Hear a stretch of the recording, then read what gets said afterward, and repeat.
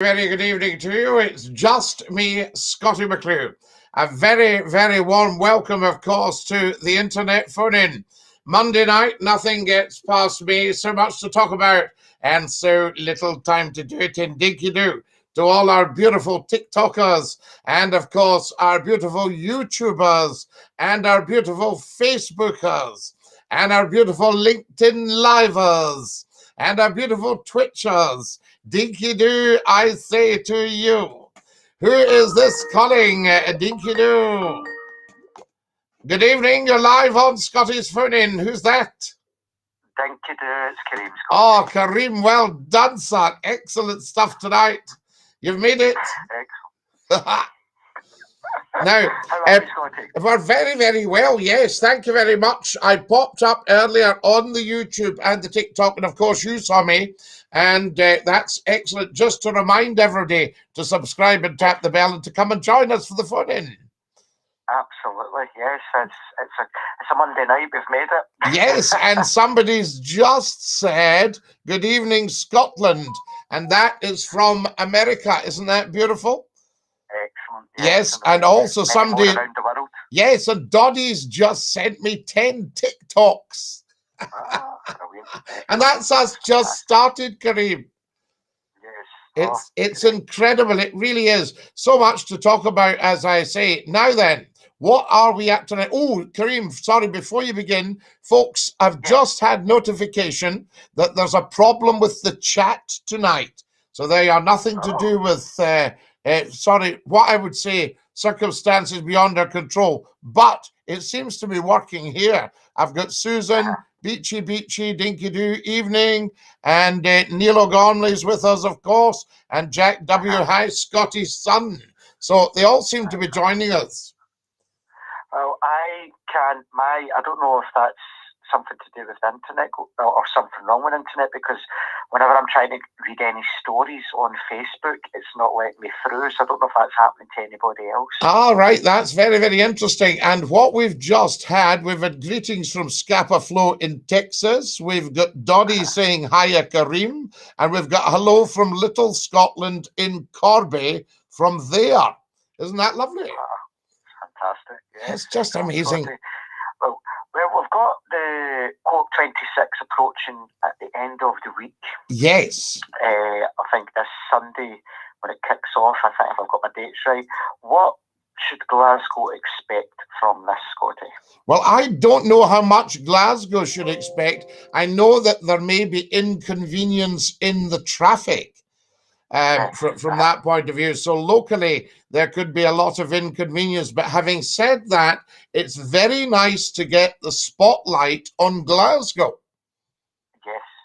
You know, so I really, really like that. You know, I think it's marvelous how much the world leaders will actually agree to the climate change, because obviously there's elements of climate change that go against capitalism. But there's also huge scope for capitalism.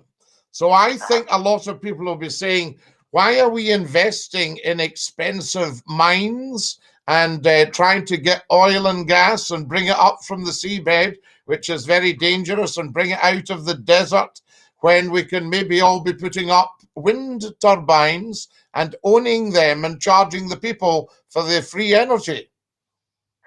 I suppose, does it not come down to the people that are in charge? You know, money talks at the end of the day, and if you've got big, powerful corporations in charge, they won't want to see their profits destroyed. No. And that's a threat, all this environmental, the wind turbines, the sea, you know, I think we have to be very careful though, Scotty, because at the end of the day, people are going to lose jobs. I mean, and I think some of the ideas that are coming across, I think we spoke about before, like the plans that they want to do with normal people's houses, you know, Joe Public. Yes, they wanted to put heat pumps in, get rid of gas boilers, get rid of your diesel cars, get rid of your petrol cars, give your electric cars, which don't go very far and are very, very expensive to buy. And then, of course, there's all the charging. So you can go and take your car and fill it up, Kareem, you know, but I mean, where are you going to charge your car, as you so rightly said, if you live in a tenement? Yeah, and I just think as well, in terms for, I mean, when that person came to the house, as I said, for it, to get that water pump or heater outside, I mean, that's up to $5,000. People do not have that disposable income. No, so there's obviously the bigwigs will be looking for ways to screw some more money out of ordinary people and put it in their pockets. I don't know when somebody's going to explain to people, not rich people, just people with a huge amount of money, that they cannot take it with them. Yeah, you know? Exactly.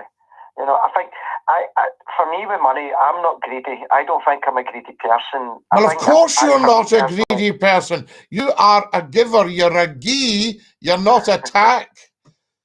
Thank you. You're a McGee. I think in terms of, from that video, Scottie, that was good. Yes, I've seen that. My grandfather. But yes, for me, if I'm comfortable, I'm happy with that, you know, but I'm not greedy where, you know, every living saying I want more and more and more and more. If I know there's money there, I'm happy. That's the way I've been brought up. Yes. That's the way that I'll continue to be at the end of the day. But if you look just now, Scottie, the petrol again has went up even more at the weekend. We're talking about 143. Yeah, now I don't know why they're doing this. So much of this is duty. So the government has the ability to keep these prices down, you know? And why is it going up if we're saying that we're thinking coming out of oil? Yes. Well, there we go. You know, why is it still going up? I mean, we're making our own oil. Scotland is surrounded by oil, by gas, you know, by coal. I mean, a lot of people are talking about going back to coal. Can that be clean? Is there a way to make it a lot cleaner? Well, I don't think they should have shut, and I think they may even have demolished Long Annet Power Station. Now, I don't know how familiar you are with Long Annet. When you used to come across the road from Fife towards the 5th of Forth, you could look down to your left beside the river, and here was this giant power station with a huge big chimney called Long Annet. And Long Annet used to be keeping the lights on for us, along with places like Inverkip, Chapel Cross, which was nuclear, you know, down in Annan, in Dumfriesshire. What else did we have? There's huge power stations along the east coast. So you've got, you had Hunterston as well. That was another one in the west coast. And then you had Dounreay in the north of Scotland. And then you had Sizewell down south.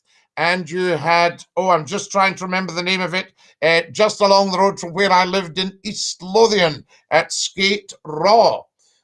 You know, Torness it was called. So you had all these big power stations putting into the grid. Now we've got the wind and the waves, but you know, I don't think it's necessarily a good idea. I think they should have mothballed Long Annet, because the coal for Long Annet could come from Fife collieries. Right. Okay. You see? Right. So it's interesting. There was an MP, Kareem, at one point called Willie Hamilton. Now, I didn't really think much of Willie Hamilton because he was an anti-monarchist. So, you know, he was bad news from that point of view. But he also represented East Fife, which was massive mining constituencies. And he said he would like to see the day when nobody had to go down a mine again, because it was such a tough life. Right, okay. Interesting, isn't it? Yes, so against the monarchy and against mining as well. Well, he was against the monarchy and against mining, and of course he represented mining constituencies. Now, although mining's a very tough life, it's a huge community life, and it's a job for life. Yeah. You see? And they were making it safer and safer as time went on. I mean, they've been mining for about 400 to 500 years. Yeah, yeah. You know, where I stayed in Yorkshire, where I stayed in Yorkshire, one of the lords had sunk a mine to try and get into the coal industry. And when he got to the bottom of it, he found that the old monks had had all the coal away in the 1500s. Oh, wow. There you go. That's clever. Yes. But the point I wanted to raise, Scottie, was as well in terms of if you look now what's rising within society in terms of money. Yes. That if you look petrol, now people to drive their car is their lifeline. If you drive your car, you're going to go to places, you're going to contribute to the local economies, you're going to go shopping. Yes. If you can't do that, first of all, you're not going to go and get that coffee somewhere. You're not going to go out and have a wee look about shopping and buy X, Y, and Z. So all these extra companies now start to get hit. And it's a vicious circle. Yes. People that are not spending money, then the supermarkets are going to put the prices up even more now because they don't want to make a loss. And then it grows and it grows. And it grows, just and then feels people like can't afford to go for curries. People can't afford to go for pub meals. They can't afford to drink any alcohol at all. You know, the food and fuel are going up, the absolute essentials. So are we thinking, why are we paying the price for Brexit? You know, we knew we were going to, and it will be blamed on the pandemic. It will be blamed on all sorts of things. All sorts of governments always tell you just how much hardship's going on. And, you know, I remember Theresa May saying, there's no money tree, but they found 250 billion quid to squander on Brexit. Well, they always seem to find money when they need to find money. Oh, and yes. I think that's whenever there is, there's no money. That's like that in education. But then whenever anything, initiative comes up, there always seems to be money somewhere. And I think really what the next stage now is after the build up to Christmas, not much goes on, people are spending, and it's really, once Christmas finishes, I think that's when politics, not to keep it too political, it's going to really have to kick in, because you've got the council elections coming up for May, and then I think after that we need to fire the gun for the referendum to get people talking. Well, the referendum for independence, but also there's going to be a vote, I think, about how the pandemic has been handled. And there's also going to be a vote at how well do they think the Scottish government is doing economically, educationally, you know, health-wise, etc., etc. So that's all going to kick in at elections as well. Yeah, yeah. I think it'll be interesting this year with the council elections, because you're going to have the Alba councillors up and down the land, and I do think they'll steal a lot of the SNP vote. So it might be a lot more mixed. I'm just reading, like, for example, Falkirk Council, SNP won Falkirk, but what you find with a lot, and you'll know yourself, Scottie, a lot of the councillors, Labour and Tories, join forces, so they run the council, and like the SNP. You see, I think we need to see if Labour want to come out of the wilderness ever again. Yeah. And I've been watching about Tony Blair and Gordon Brown and their time in power. And I didn't think I would ever see the day when I thought there was some really good things happening there, because I felt the Labour Party died effectively on the 1st of May 1997 when New Labour took power. I remember that day very well, Scottie, because I just thought, wow, it's always been Tories. Yeah. And boom, that's it. We've now got a Labour Party.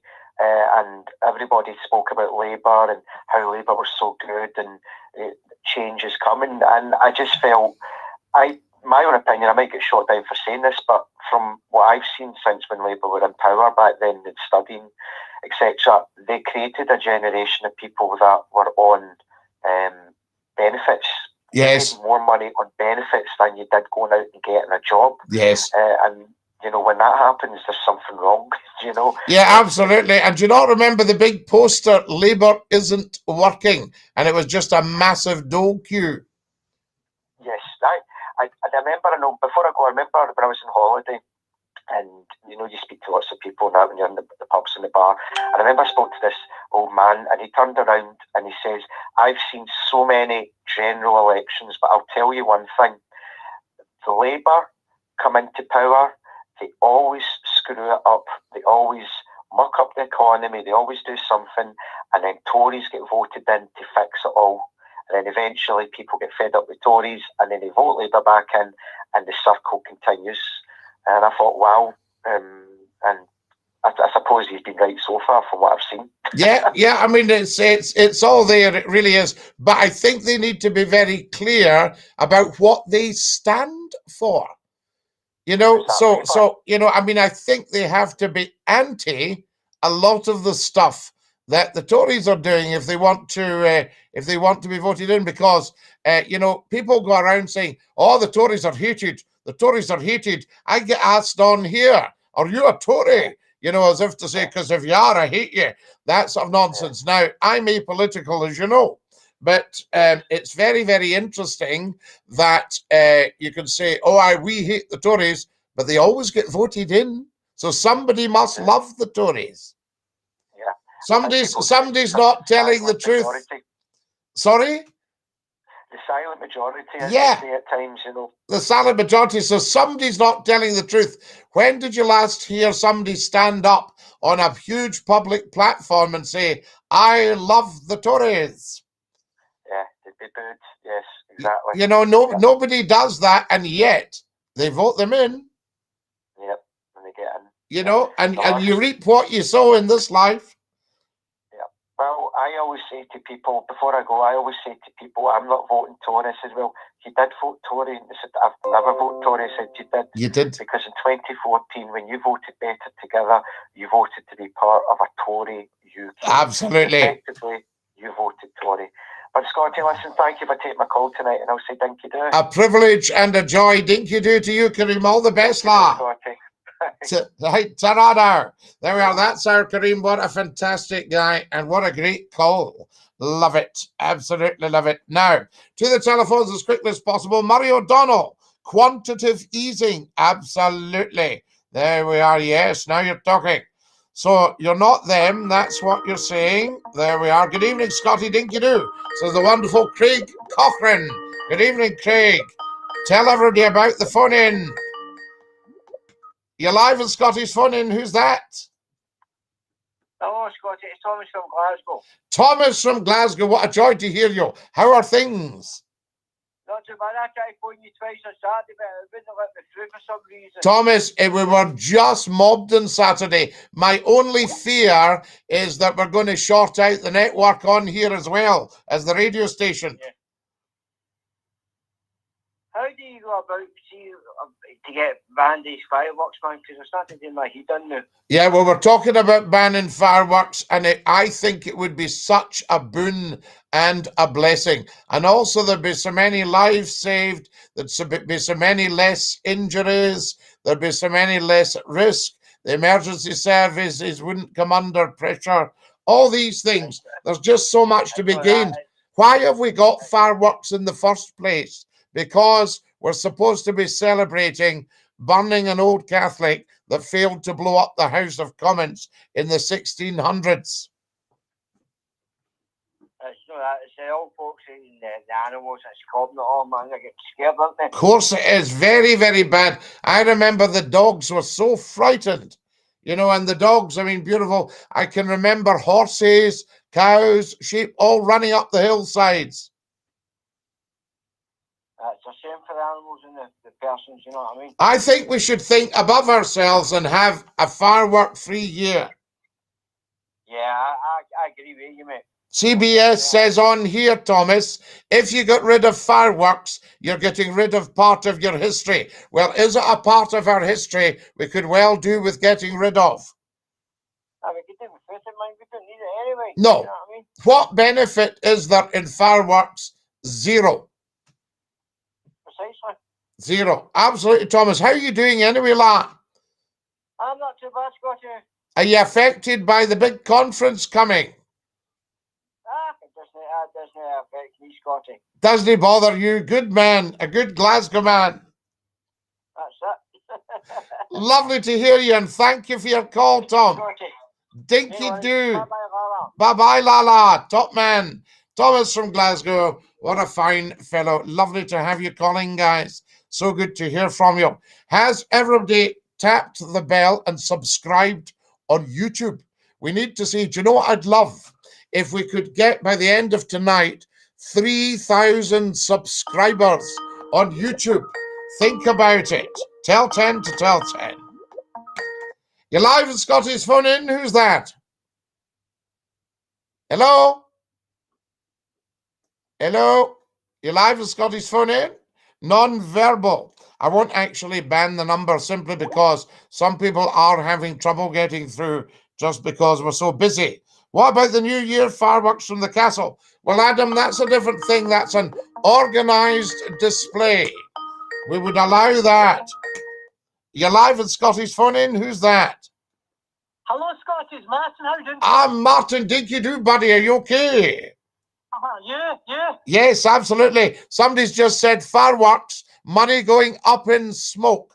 If we banned everything people did not like, you wouldn't have anything. CBS, not strictly true. Yes. Now, Martin. How's your day been today? My day's been outstanding today, Martin. I met some amazing people. Good. Have you seen the film Braveheart? Yes. That's a really good film based in the Scottish. Here's a guy called Random Stuff says, ban everything. And then he goes, just kidding. People have no money, but they have enough for fireworks, says Theart. So do you think it's okay to ban fireworks? Yes, I would ban them in a heartbeat. Yes, absolutely. Only public display we should allow. A public display of fireworks. Why? What do you think, Martin? I think they should ban fireworks. Right. Like a year for because it upsets a lot of the animals like dogs and cats and hedgehogs as well. Yes, upsets the hedgehogs, and we love the hedgehogs. I was walking the dog one night, and he was lifting his leg near a hedge, and a little bit further down I could hear this, Martin.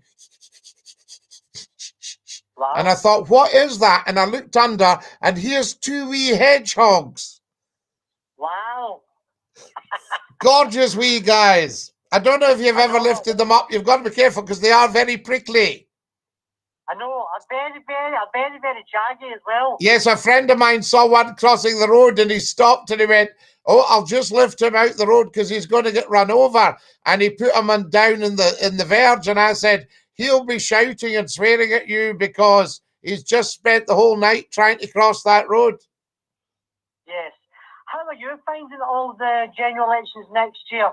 The general elections, well, we haven't had them yet, so it's difficult to find them one way or the other, you know. Yeah, I know. So, see this phone in, are you going to do it all year, or are you going to take a break? Well, we'll see how it goes, Martin. If we can build it up and it becomes very, very popular, I don't mind doing it. Obviously, I don't get anything for it. I don't get any money or anything like that. But I do like the idea of informing, educating, and entertaining the public. And I do like the idea of an exchange of ideas that we all have. And I think you'll agree it's rather a fun experience. Yes. You know? So from that point of view, I like to do it. Yes. So would you meet anyone off here that you are talking to? Well, we might have a night. Here's a guy saying the watery leaf. This is a bit harsh on you. He says, Scottie, send Martin Doon the Swanee. He's a stalker.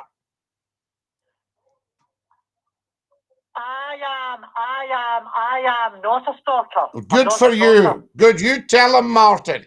Watery leaf, Martin is not a stalker. I know I'm not. I am a very genuine guy. Very genuine guy.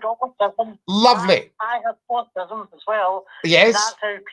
That's what I find it hard sometimes. Now, don't you ever worry about that. You never, ever need to explain or apologize on here for anything, particularly autism. We would encourage you to come on to phone and have a chat.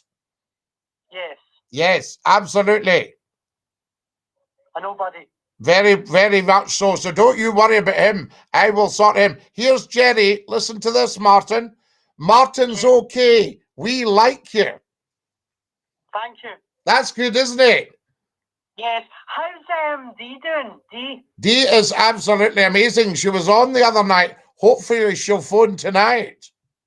Nice. There's Chris says Martin loves hedgehogs. Yes. Only sell fireworks 3 or 4 nights before bonfire night.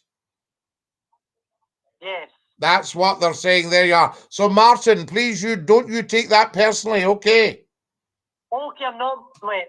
Yes, don't you worry about a thing. You're very welcome on here. I'll phone you again later on before you shut. If not, I'll phone you tomorrow. No, you phone me tonight if you want for a wee blether, and lovely to hear you. And regards to your good lady. Thank you. And you are a genuine guy. Dinky-Doo la. Dinky-Doo, son. Bye, love you, bye. Love you lots. Bye-bye. There we are. That's our Martin. So there you go. So let's not be slagging each other off. What a relief. Be very, very deeply ashamed of yourself. Somebody mentioned the film Braveheart. It was fully Hollywooded and factually inaccurate, says Colelio. Well, Colelio, I have to say, Martin loves the Austin Allegro VPs. Oh, what a car. I'll need to get a photo of you. Maybe they should ban a penny for the guy, says Angela. I don't think it is a penny now. They're looking for about £2 off you. So there we are, Dinky-Doo. Martin is, and I am Martin. Martin's okay. Dinky-Doo, says Kareem. There we are. When are fireworks not made without the bang? It scares pets. Yes, let's have silent fireworks. So when you light them, they just go. Something like that. How about that, guys? Would that be fair enough? They could at least not sell fireworks 4 to 5 weeks before bonfire night. The only problem you've got is, I suppose, the firework manufacturers have to make a living. So maybe the government could, help them out if we were to ban the fireworks. Send the fireworks down the Swanee, says Beachy. Indoor fireworks, no thanks. I have heard of them. You let them off on a plate or something. Let Martin alone. He's okay, says Susan. Absolutely, Susan. Especially if the poor man is telling us about his autism. That should not make any difference. Nobody ever has to justify themselves on Scottie McClue's TikTok or Facebook or YouTube or LinkedIn Live or Twitch. Is anybody actually watching tonight on Twitch? Can you follow me on Twitch? Scottie_McClue. Also, can you subscribe to the YouTube channel? We're after 3,000 subscribers. Let me know when we get it. Are you live on Scottie's phone in? Who's that? Hello, Scottie. It's Daniel. Daniel, lovely to hear you. Dinky-Doo. Dinky-Doo, yes. I wasn't going to come on and talk about politics, but I just had to mention what Kareem was speaking about at the start there about the Labour government in 1997. Yes, do. Yes, I mean, I think it was one of the most progressive governments this country has ever had. I mean, Tony Blair and Gordon Brown. Yes. Yes, they were absolutely outstanding. Yes, I mean, apart from the Iraq War. The Iraq War was the big downfall, but I think they really felt they had to follow America to keep the special relationship going. Yeah. You know, and then that really blew up the whole of the Middle East. I'm sure they could have had a word with Saddam, and it turned out, am I not right in saying they didn't have the WMDs? No, in the end, it turned out that they didn't. So they went in on false information. And I also didn't like the way they broke the BBC's will. Oh, what was that? I didn't. Well, what was happening was there were journalists at the BBC, of course, telling the truth as the BBC used to do all the time. And they were investigating the WMDs, and Downing Street shut them down. Because you see, there's been always a bit of pressure right from the start of the BBC about who actually had the ultimate say. And John Reith used to fight Churchill. John Reith and Churchill despised each other to the end, to the extent that poor Lady Reith never got to Churchill's funeral because John Reith wouldn't let her go. because they had tickets and they refused to attend, which I thought was a little bit narrow at the end. You know what I mean? Yeah, yeah. I mean, John absolutely, Reith was a remarkable man. He was a wonderful man, but he was a dreadful husband and father, and he was psychologically flawed. You know? Yeah. And was it not? Was it David Kelly that was mysteriously kind of? Dr. Kelly died in unusual circumstances. Yes. You know? Yeah, yeah. And they said he kind of had some information on the alleged report. Yes, so all that whole episode was a bit murky and really didn't bode very well for the Labour government. Yeah, but I mean, apart from that... Although, having said that, I was thinking, would you like Tony Blair back as Prime Minister? No, I think once you've done your stint, that's you, I think. Well, that wasn't the case. That wasn't the case with Churchill. No, you're right. He did come back. You know, and I mean, he got rewarded for all his work during the Second World War with the Order of the Boot. And then he came back. He didn't actually resign. He resigned on the, let me get this right, he resigned on the 5th of April, 1955, aged 80. That's right, yes. But it was kind of, was he not encouraged to resign? Well, they were wondering just how do they actually, close that particular chapter. So I think he was under a bit of pressure because he was also being very selfish in relationship to poor old Anthony Eden, who had carried him during the war. And Anthony Eden had carried him. I mean, literally, I think, because Churchill was, he was a very, very heavy drinker, and Eden would have had to run the show but not get the rewards. And therefore, it was important that Churchill moved aside to give Anthony a shot. And then, of course, Macmillan stabbed Anthony Eden in the back over Suez, and that was the end of Anthony Eden, who was not only a fantastic would have been a fantastic prime minister. He wasn't a terribly well man at the time, but he was an outstanding foreign secretary. Yeah. You see? Yeah. But I think Churchill I think he was a bit too old for the job when he came back the second time. Yes. F.G. Hreen has just sent me a gold mine on TikTok. Is that not beautiful? Well, there you go. Winston Churchill was what we needed during the war. Winston Churchill's lips to God's ears. So there we are. Yeah.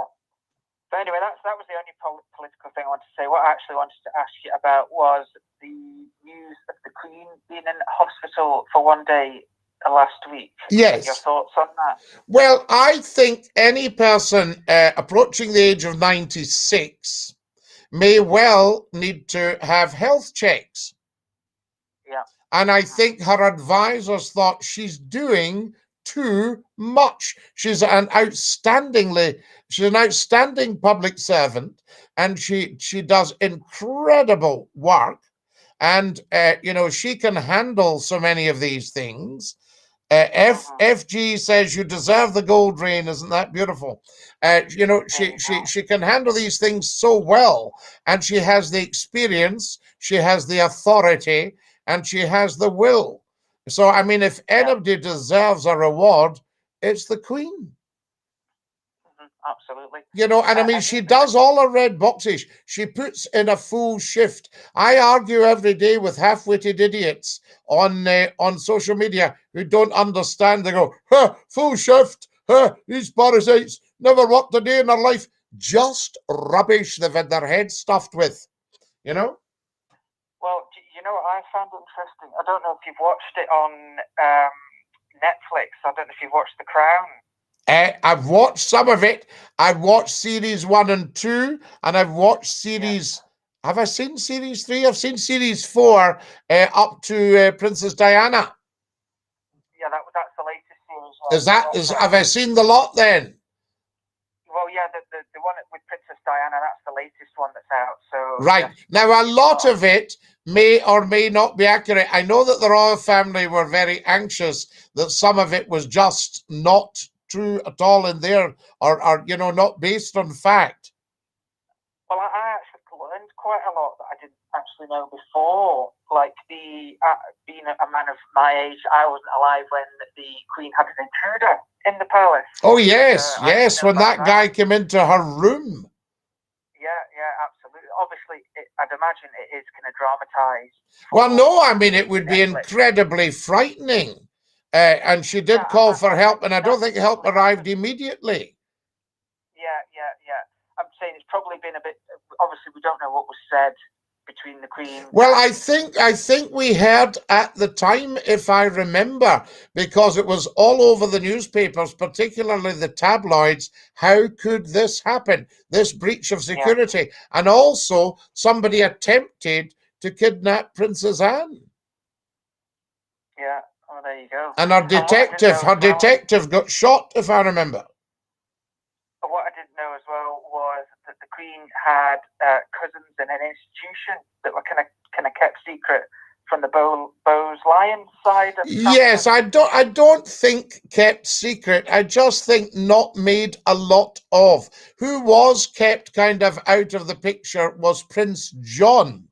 Now, Prince John was the Queen's father's brother, and he died at the age of 14, and he had epilepsy. And they didn't want Prince John to take an epileptic fit at some international thing. But he was a lovely wee boy, and his father, George V, you know, said honest John, because he was very upfront, and he was just a lovely wee guy. And Princess Mary, his sister, and Edward VIII, the king that abdicated, yes, David, he looked after him. They loved him. Yeah. And I didn't know Edward. Well, it's been alleged in the Crown that Edward VIII during the war, went across to Germany and met with Hitler. Well, there's all sorts of allegations. I mean, I don't know if you've heard the story about Rudolf Hess landing in Scotland. No. Well, Rudolf Hess was Hitler's deputy, and he flew in I think it was an Me-110 light bomber, and he said he was wanting to see the Duke of Hamilton. Yes. Now, the Duke of Hamilton was an RAF man.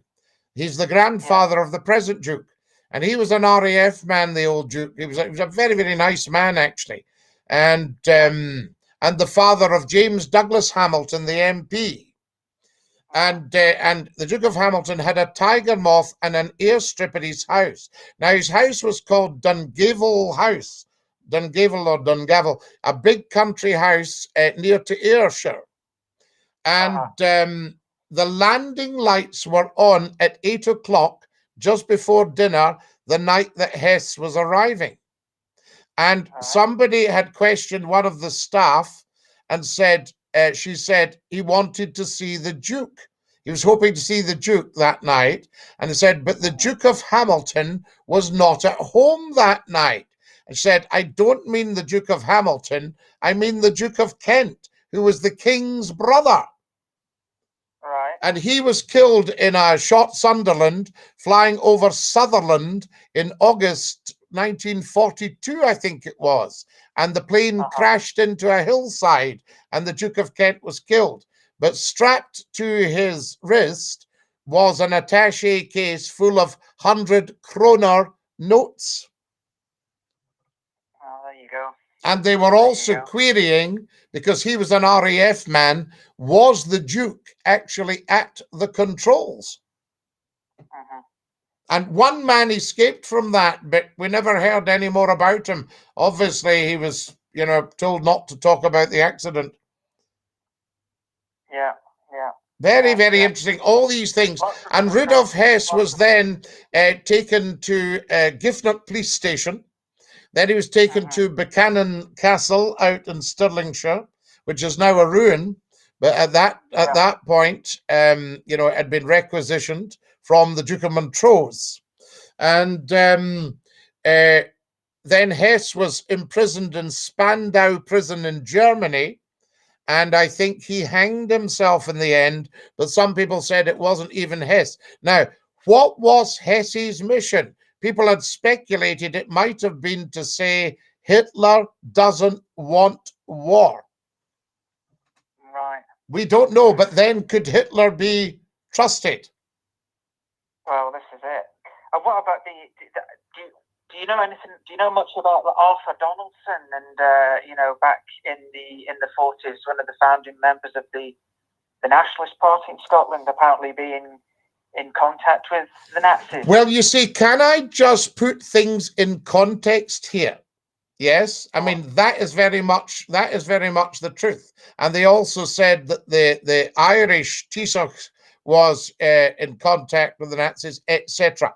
But a lot of people were in contact with the Nazis because before the atrocities started to come out, people were very taken by the glamour of the whole idea. So a lot of people wanted to have a look at this. There were young aristocratic girls, one I know of, an old Argyle family, smuggled into some of the rallies just to hear Hitler speaking. And it was very exciting for young people.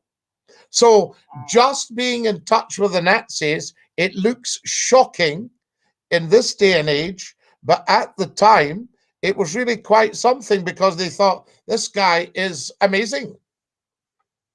Well, the Arthur Donaldson story was that he said he would supply information to the Nazis in exchange for Scottish independence should, you know, the Nazis be assisted in invading the British Isles. Yes, but I mean, Robert Boothby, on behalf of the government, went to meet Hitler and did meet him. Yeah. And it was very funny because Robert Boothby was quite an amusing character. He was a larger-than-life character, Bob Boothby.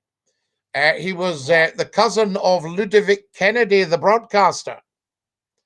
Yeah. Marvelous man, right?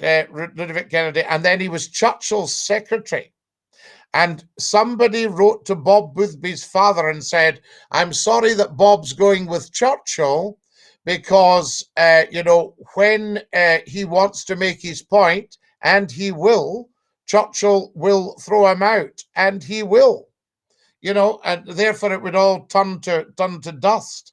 But when Robert Boothby went to see Hitler, he walked into this huge long room, and Hitler stood up and threw a Nazi salute and said, Hitler! And Bob Boothby put his hand up and said, Boothby! You know, just amazing. Here's somebody on here, Daniel, on TikTok. Back to the point about Tories, there's nobody else capable of running the country. Dinky-Doo, la. What do you think of that? Well. And then somebody above says, Nicola is an icon. Well, I disagree with both those points, but I agree with what you were saying earlier. You know, it will be naive to think there are no Tories in Scotland. There are, because there's some people are voting them in. Yes, of course. You know, but how about this one, Daniel? What if all the parties in the Scottish government had to be pro-independence? So you would have Scottish Tories, Scottish Labour, Scottish Greens, the SNP, Scottish Liberal Democrats, and they all had to be pro-independence. How do you think that would look?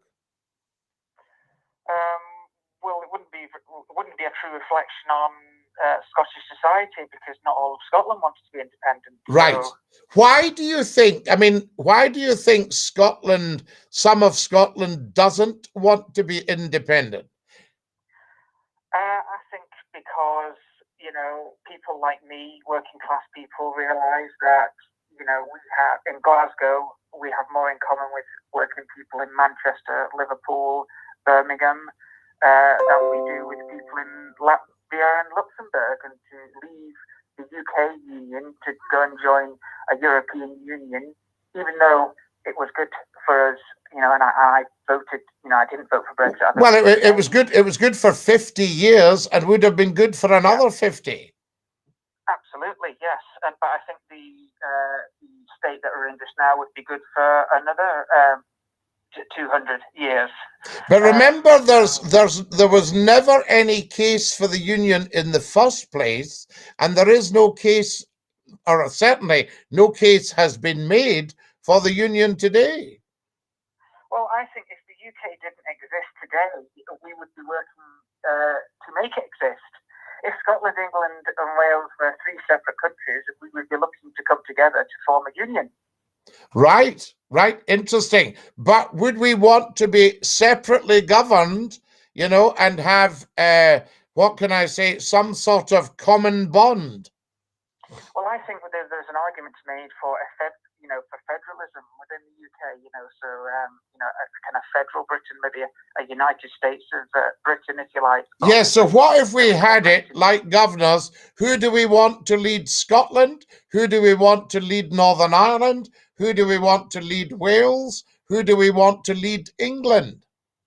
Yeah. Well. Yeah, and then the Scots are not going to be under the Tories. Yeah, absolutely. It's a thought, isn't it? Yeah, absolutely. But anyway, I'm going to go and let other people get on. Daniel, a privilege talking to you. A lovely call. Dinky-Doo. Dinky-Doo, bye-bye. Dinky-Doo, Tarala. There we are. Fantastic stuff. Very interesting points tonight, guys. Incredible phone in.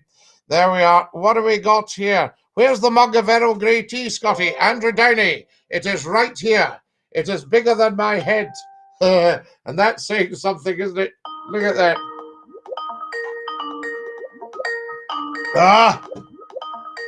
Right. You're live on Scotty's phone in. Who's that? DINKY-DOO, Scott. Glenn, how are you tonight? I'm not so bad, just thank yourself. Glenn, did you like your history lesson there? Definitely, yeah. What about that, lad? I caught you on TikTok yesterday morning, Scott. Oh, did you like it, Glenn? Yeah, well, good stuff, yeah. I saw you coming up on it, and I thought, wonderful stuff. You still have to keep it fresh with fans, don't you? Oh, yeah, you've got to. And I think that also tonight, just at 6:30, I popped up on YouTube and TikTok together, and boy, what an incredible setup we had. Everybody was there. It's coming up to that. We're getting there, aren't we? Yeah, of course we are. Yeah, definitely. Regardless of when you can get on or whatever you want to do and whatnot, there's always a good part and you're on there, isn't there? Yeah, there's always something going on that's of interest to somebody. And there's nothing else in the world that will touch the internet phone in because it's unique, it's special, it's about the people. It's about us. There were another person I was thinking you looked a bit like, Scotty, Timothy West. Oh, Timothy West. Well, is Timothy West not? What birthday did he celebrate the other day? Was it his 80th? I think, is that Prunella Scales'? Yeah, Prunella Scales' husband. They went sailing through the canals. They did, yeah. And of course, he's a wonderful actor. He played, when I was young, Timothy West played Edward VII. In a fabulous ITV series. He's always been a very distinguished, honest, straight-laced actor. Superb actor, excellent. And Prunella, of course, wonderful as, Basil Fawlty's wife, Sybil, in Fawlty Towers. I don't think they made enough Fawlty Towers, to be honest, Scotty, did they? I'd love if they'd more. I could have watched that all the time. I loved it, Manuel Fawlty. Have you ever seen John Cleese telling the story about where he got the idea for Fawlty? I can't say I've got to know. Glenn, I've got to tell you this, right? I mean, forgive me if I don't tell it exactly as he tells it, obviously. But, outstanding. He and some fellow actors were filming something down in the South Coast, and he stayed at this little hotel. And the manager of the hotel was that kind of paranoid type character. So he went down to him, he said, "Excuse me," and he was writing his books up, and he goes, "Yes, what is it?" And he said, "Could you call me a taxi, please?" And he went, "You want me to call you a taxi?" And he said, "Yeah, if you don't mind." He said, "Oh, all right then." This sort of stuff, right? It's almost the opposite of great service. Then he was saying to him he left his briefcase at the hotel. So he went back and the guy said, "What is it? Can I help you? I thought you were going out." And he said, No, I left my briefcase." He went, "Oh, it's yours, is it? Yeah, we put it in the garden." He said, "In the garden?" He said, yeah. We thought it might be a bomb." Yeah. And he said, "You thought it?" He said, "What are you thinking?" He said, No. You see, we've had one or two staffing problems recently. Now, you know, that kind of level of paranoia, obviously the man wasn't really the full shilling, you know. He's eccentric. And John Cleese obviously thought this was a fantastic character. And that was the background to Faulty. The way he marched in and all that. Yeah, marching in and getting a hold of Manuel, trying to explain the old ladies that lived in the hotel. The Major. How amazing was the Major? I remember that, yeah. Ah, Faulty, yes, I mean, you know.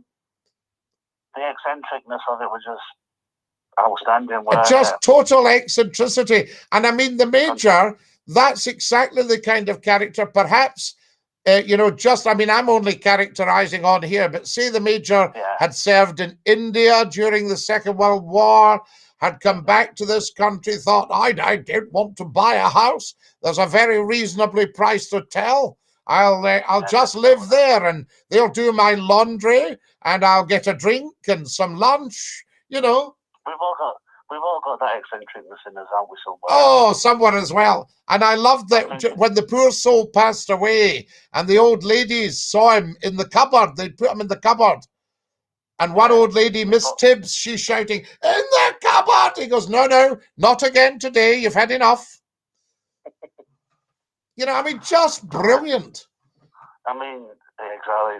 Richard Wilson, another one. What was that one?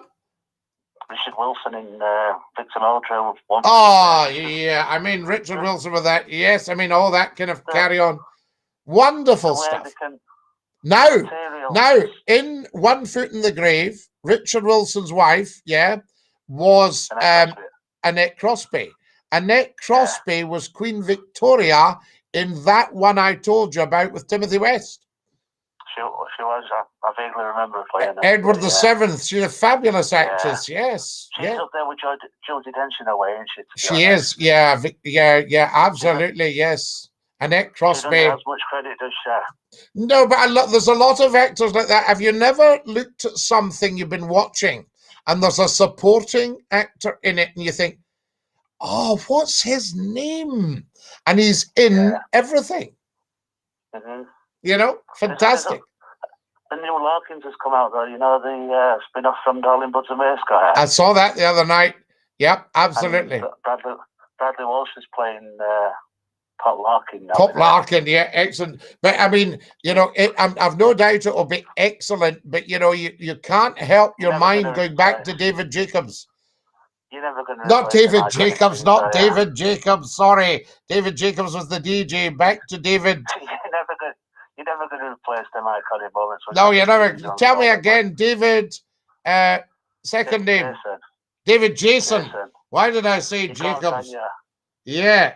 It's impossible, isn't it? David Jason, and I'll tell you, I loved obviously David Jason, Only Fools and Horses, but I loved when he did his Frost.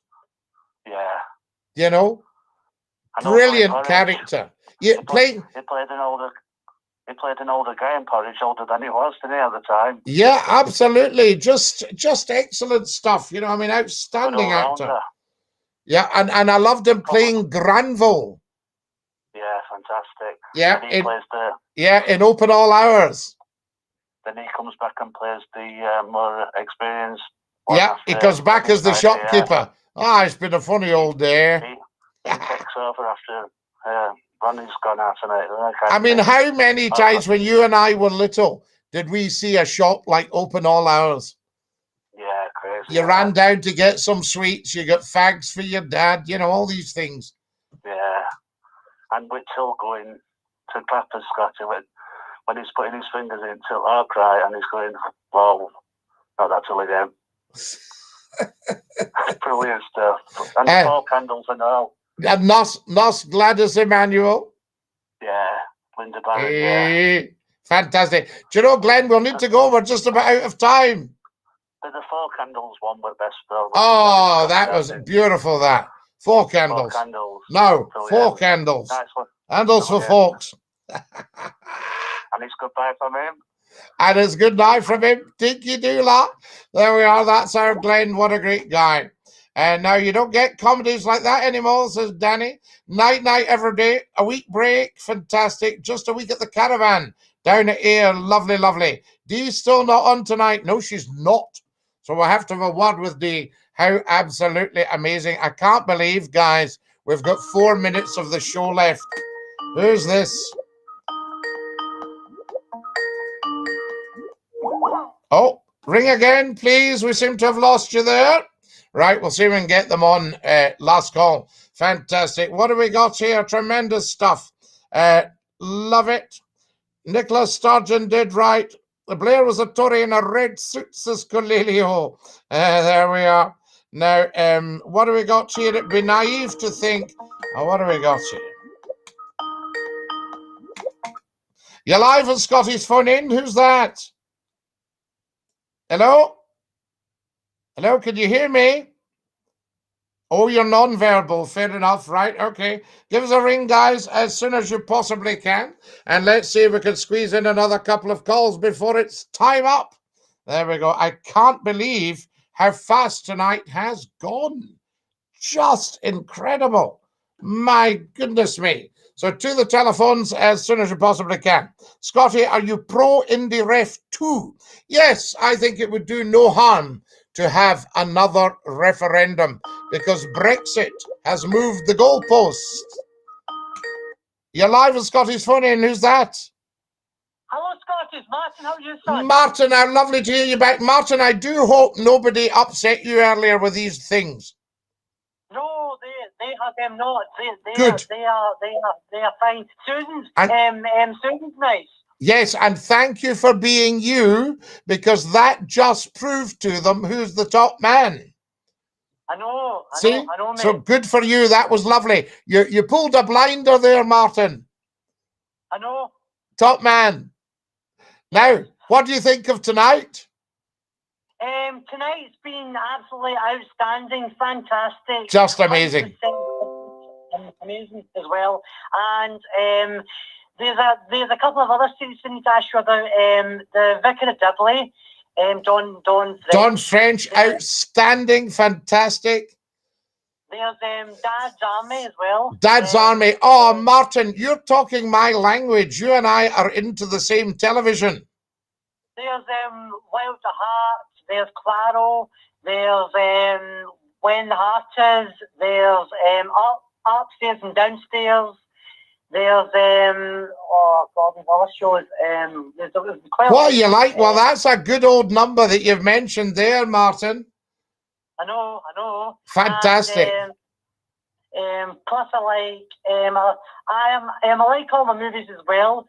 I watched Halloween Kills a couple of nights ago. Oh, yeah, that sounds a bit frightening for me. I don't like anything too scary.